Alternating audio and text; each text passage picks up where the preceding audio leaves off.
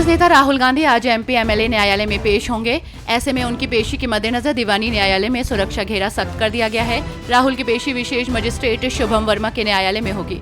आपको बता दें कि कांग्रेस सांसद के खिलाफ यहां गृह मंत्री अमित शाह पर अभद्र टिप्पणी के मामले में मुकदमा चल रहा है। मध्य प्रदेश भाजपा के पूर्व प्रदेश अध्यक्ष और वरिष्ठ नेता प्रभात झा का आज सुबह तड़के दिल्ली के मेदांता अस्पताल में निधन हो गया। जानकारी के मुताबिक वे काफी लंबे समय से बीमार चल रहे थे। हाल ही में उन्हें अस्पताल में भर्ती कराया गया था, जहां पर उनका इलाज चल रहा था। एमपी के सीएम और मंत्रियों ने गहरा शोक प्रकट किया है।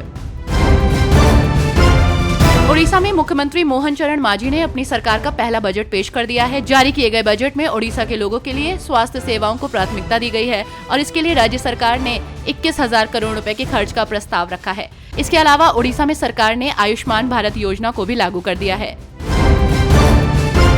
प्रधानमंत्री नरेंद्र मोदी ने 25वें कारगिल विजय दिवस के अवसर पर द्रास में कारगिल युद्ध स्मारक पर कारगिल युद्ध के नायकों को श्रद्धांजलि अर्पित की। वहीं इस मौके पर प्रधानमंत्री नरेंद्र मोदी ने कहा कि सच्चाई ये है कि अग्निपथ योजना से देश की ताकत बढ़ेगी और देश का सामर्थ्यवान युवा भी मातृभूमि की सेवा के लिए आगे आएगा। मैं हैरान हूं कि कुछ लोगों की समझ को क्या हुआ है, उनकी सोच को क्या हो चुका है। उपचुनाव के बाद से सीएम सुक्खू एक्टिव मोड में नजर आ रहे हैं। अब नए फरमान भी सुना रहे हैं। ऐसे में शिमला स्थित राज्य सचिवालय में मंत्रिमंडल की बैठक हुई। बैठक की अध्यक्षता मुख्यमंत्री सुखविंदर सिंह सुक्खू ने की।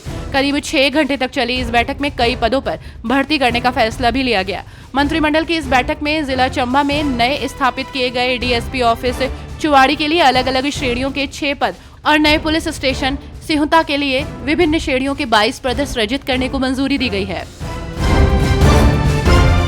सांसद और लोकसभा में कांग्रेस के उपनेता गौरव गोगोई ने लोकसभा में नोटिस देकर कहा है कि समय पर और सटीक जनगणना के आंकड़ों का नहीं होना सरकार के निर्णय लेने की क्षमता के लिए एक बड़ी चुनौती है।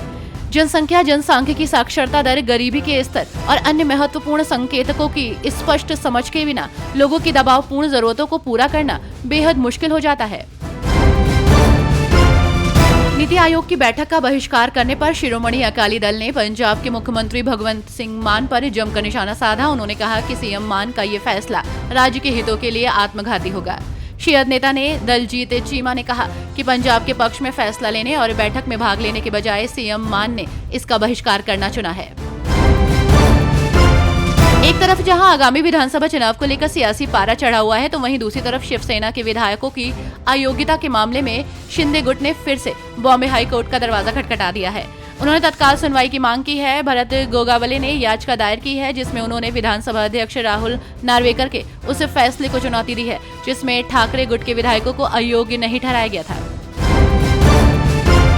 झारखंड के बरकट्टा से निर्दलीय विधायक अमित यादव को लेकर बड़ी खबर सामने आई है। दरअसल वो जल्द ही भाजपा में शामिल हो सकते हैं। इसको लेकर भारतीय जनता पार्टी के बरकट्टा मंडल और चलकुशा मंडल के कार्यकर्ताओं की एक समीक्षा सह रायशुमारी बैठक में विधायक ने कहा कि वे जल्द ही भाजपा में शामिल होंगे।